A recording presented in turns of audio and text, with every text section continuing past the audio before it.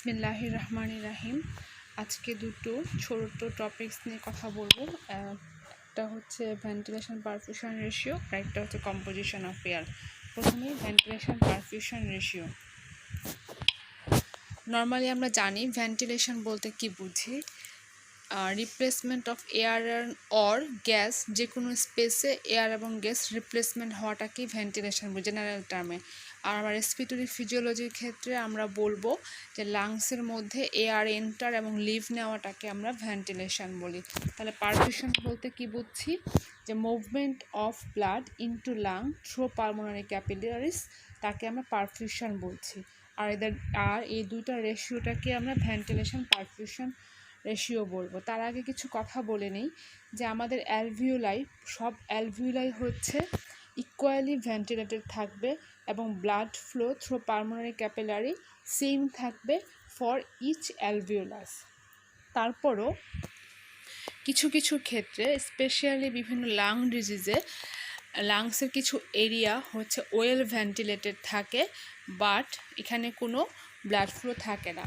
আবার কিছু এরিয়াতে কি হয়, খুব ভালো ব্লাড ফ্লো থাকে কিন্তু লিটেন বা নো ভেন্টিলেশন থাকে। এই কন্ডিশনগুলোতে কি হয়, গ্যাসের এক্সচেঞ্জ হয় রেসপিরেটরি মেমব্রেনে, সেটা হচ্ছে সিরিয়াসলি ইম্পেয়ার্ড হয়ে যায়। তখন পেশেন্ট সিভিয়ার রেসপিরেটরি ডিস্ট্রেসে ভুগে, যদিও তাদের নর্মাল টোটাল ভেন্টিলেশন এবং টোটাল পালমোনারি ব্লাড ফ্লো দুটোই নর্মাল থাকে, but the ventilation and blood flow going to different parts of the lung। ঠিক আছে, তাহলে কি দাঁড়াচ্ছে, আমরা বুঝতে পারতেছি ভেন্টিলেশন ঠিক আছে, পারফিউশন ঠিক আছে, তারপরেও তার এই সমস্যাটা হচ্ছে। এখান থেকে আমরা একটা হাইলি কোয়ান্টিটেটিভ কনসেপ্ট পাবো, যেটা নাম আসবে ভেন্টিলেশন পারফিউশন রেশিও।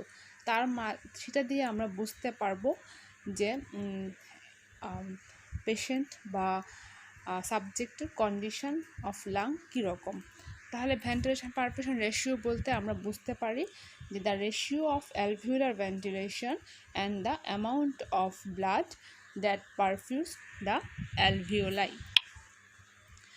এটা হচ্ছে একটা কোয়ান্টিটেটিভ টার্ম, যেটা আমরা এক্সপ্রেস করি VA ডিভাইডেড বাই কিউ। এখানে VA বলতে অ্যালভিউলার ভেন্টিলেশন, যে normal for a given alveolus, and কিউকে আমরা ব্লাড ফ্লো বা কার্ডিয়াক আউটপুট ধরে থাকি, যেটা হচ্ছে নর্মাল ফর সেম অ্যালভিউলাস। আর এটা হচ্ছে লাংসের অ্যাপেক্স এবং বেজে ভ্যারি করবে। আমরা কীভাবে ক্যালকুলেট করতে পারি, একটা ইকুয়েশন আছে, আমরা আগেই বুঝতে পেরেছি যে alveolar ventilation divided by pulmonary blood flow. আমরা জানি অ্যালভিউলার ভেন্টিলেশন কীভাবে বের করতে হয়, টাইডাল ভলিউম থেকে ডেড স্পেস এয়ার মাইনাস করার পরে তাকে আমরা রেসপিরেটরি রেট দিয়ে মাল্টিপ্লাই করব, আমরা পাবো হচ্ছে 4200 ml পার মিনিট। এবং আমরা জানি যে ব্লাড ফ্লো থ্রু দ্য অ্যালভিউলাই হচ্ছে 5000 মিলিলিটার পার মিনিট, ভাগ করার পরে আমরা পারবো 0.84, যেটা হচ্ছে ভেন্টিলেশন পারফিউশন রেশিওর ভ্যালু। এখন আমরা জানি লাংসের 3টা জোন থাকে, জোন 1, 2 and 3। জোন 1-এ ভেন্টিলেশনটা বেশি হয়, সেখানে আমরা ভেন্টিলেশন পারফিউশন রেশিওটা 3.4 পাই, যেটা বেশি। আবার জোন 2-তে সব নর্মাল থাকে, অ্যাভারেজ 0.8। আবার জোন 3-তে পারফিউশনটা বেশি পাই দেখে আমরা রেশিওটাও কিন্তু কম পাই, 0.63। এখন ভেন্টিলেশন পারফিউশন রেশিও যখন 0 হবে, মানে যখন অ্যালভিউলার ভেন্টিলেশন 0 কিন্তু ব্লাড ফ্লোটা নর্মাল, সেটা পাবো আমরা বেজে, তখন যে কন্ডিশনটা হবে তাকে আমরা ফিজিওলজিক্যাল শান্ট বলবো। আরেকটা কন্ডিশন যেখানে অ্যালভিউলার ভেন্টিলেশনটা নর্মাল থাকবে কিন্তু ব্লাড ফ্লোটা 0 হয়ে যাবে, হ্যাঁ, সেখানে হচ্ছে যে আমরা রেশিওটা পাবো ইনফিনিটি, শেষ হবে না। এটা হচ্ছে আমরা অ্যাপেক্সে পাবো, এখানে কোনো গ্যাসেস এক্সচেঞ্জ হবে না, একে আমরা ফিজিওলজিক্যাল ডেড স্পেস বলে থাকি। তাহলে আমরা যে ভেন্টিলেশন রেশিওটা করলাম তার সিগনিফিকেন্সটা কি দাঁড়ালো, যে এটা দিয়ে আমরা গ্যাসেস এক্সচেঞ্জ হবে, যদি এটা অ্যাফেক্টেড হয়, কোনো চেঞ্জ হয়, হয় অ্যালভিউলার ভেন্টিলেশন হয় ব্লাড ফ্লো, তখন সেটা চেঞ্জ হবে। সেটা চেঞ্জ হয়ে 0 বা ইনফিনিটি যেটাই হবে না কেন, সেটাই হচ্ছে যে আমাদের জন্য একটা সিগনিফিক্যান্স। এবং 0 বা ইনফিনিটি যাই হবে, সেখানে কোনো গ্যাসেজ এক্সচেঞ্জ হবে না রেসপিরেটরি মেমব্রেন দিয়ে ওই অ্যাফেক্টেড অ্যালভিউলাই। আর হচ্ছে ventilation perfusion ratio is not perfect because existence of two factor. এখানে আমরা জানি ফিজিওলজিক্যাল ডেড স্পেস এবং ফিজিওলজিক্যাল শান্ট, এই দুটা ফ্যাক্টরের জন্য এটা পারফেক্ট আমরা বলতে পারি না। যে ডেড স্পেসটা মানে হচ্ছে যে ventilation without perfusion which include wasted air. আর ফিজিওলজিক্যাল শান্টে কী হয়, পারফিউশন উইদাউট ভেন্টিলেশন, এখানে ওয়েস্টেড ব্লাড ইনক্লুড হয়। তাহলে ফিজিওলজিক্যাল ডেড স্পেস আমরা বলতে কি বুঝছি? আমরা বুঝছি যে ভেন্টিলেশন এখানে নর্মাল, পারফিউশন হচ্ছে কম। সেখানে ভেন্টিলেশন পারফিউশন রেশিওটা হচ্ছে নর্মাল 0.84 থেকে কম পাবো। There is far more oxygen is available in alveoli, but oxygen cannot transport away from alveoli because of low blood flow. দেখুন পারফিউশন কম, ব্লাড ফ্লো কম, এই কারণে অক্সিজেন আছে কিন্তু আমরা অক্সিজেন ট্রান্সপোর্ট করতে পারতেছি না অ্যালভিওলাই থেকে। এখানে কি হয়, ventilation of this alveoli is wasted হচ্ছে, ওয়েস্টেড ভেন্টিলেশন। এখানে ফিজিওলজিক্যাল ডেড স্পেস বলছি আমরা। ফিজিওলজিক্যাল শান্ট বলতে আমরা বুঝি হচ্ছে diversion through which venous blood is mixed with arterial blood. অন্যভাবে বলতে পারি যে total quantitative amount of shunted blood per minute is called physiological shunt. Shunted blood কি আমরা একটু পরে আসছি বলছি। এই ফিজিওলজিক্যাল শান্টটা অ্যানালাইজড করব by measuring by concentration of oxygen in both mixed venous and arterial blood with simultaneous measurement of cardiac output. এখানে পারফিউশনটা নর্মাল বা ভেন্টিলেশন হচ্ছে ইনএডিকুয়েট বা কম, এখানে রেশিওটা হচ্ছে 0.84 থেকে কম। শান্টেড ব্লাড বলতে হলে কী বুঝছি আমরা, যে কিছু fraction of venous blood does not become oxygenated while passing through capillary. কিছু ব্লাড ভেনাস ব্লাড অক্সিজেনেটেড হবে না পালমোনারি ক্যাপিলারিতে যাওয়ার সময়, সেই ফ্র্যাকশন অফ ব্লাডকে আমরা শান্টেড ব্লাড বলছি। যেমন আবার কিছু some additional blood flow through bronchial vessel rather than through alveolar capillary, normally 2% of cardiac output is also unoxygenated, এটাও শান্টেড ব্লাড। এবং এই ভেনাস অ্যাডমিক্সচারের জন্য systemic arteries have lower partial pressure of oxygen than pulmonary vein. Pulmonary ভেইনে আমরা partial pressure of oxygen 104 millimetre of mercury পেলেও systemic আর্টারিতে সেটা যে 95 মিলিমিটার অফ মার্কারি হয় due to this shunted blood, due to venous admixture. এখানে physiological শান্টের মধ্যে দুইটা কম্পোনেন্ট পাবো। flow of oxygenated blood from bronchial circulation into pulmonary veins without being oxygenated makes up part of normal physiological shunt. 2. Flow of deoxygenated blood from Thebasian blood to cardiac chamber directly. তাহলে physiological shunt এবং physiological dead স্পেসের মধ্যে কি পার্থক্য আমরা পাই? দুটাই হচ্ছে analogous একে অপরের সাথে। হ্যাঁ, এখানে ফিজিওলজিক্যাল শান্ট আমরা পাই ওয়েস্টেড ব্লাড, আর ফিজিওলজিক্যাল ডেড স্পেসে পাই ওয়েস্টেড এয়ার। দুইটার ক্ষেত্রেই বোথ ওয়েস্টেড ব্লাড এবং wasted air exist on either side of the alveolar membrane এবং both effect the ventilation perfusion ratio.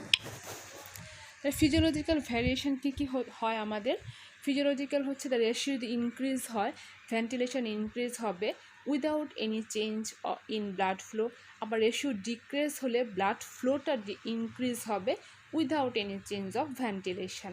R in sitting position there is reduction in blood flow to upper part of the lung than lower part.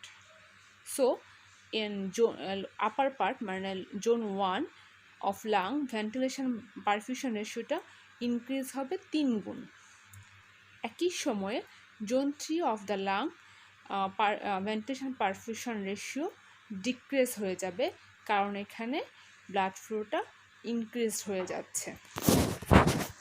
R pathological condition কি, যেখানে ventilation perfusion রেশিওটা variation হবে in chronic obstructive pulmonary disease, COPD বলি আমরা, সেখানে কি হয়, ventilation is affected because of obstruction and destruction of alveolar membrane, so ventilation perfusion ratio reduced greatly.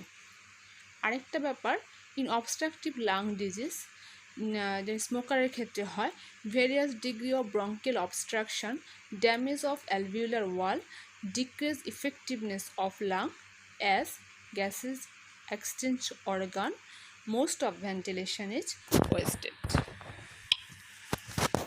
এখন আমরা কম্পোজিশন অফ এয়ারে আসবো। কম্পোজিশন অফ এয়ারের মধ্যে আমরা ইন্সপায়ার্ড এয়ার, অ্যালভিউলার এয়ার এবং এক্সপায়ার্ড এয়ার তিনটা নামে আমরা পড়ব।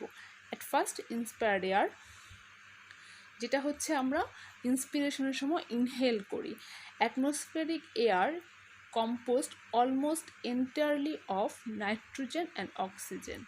ইট contains almost no carbon dioxide and little water vapour.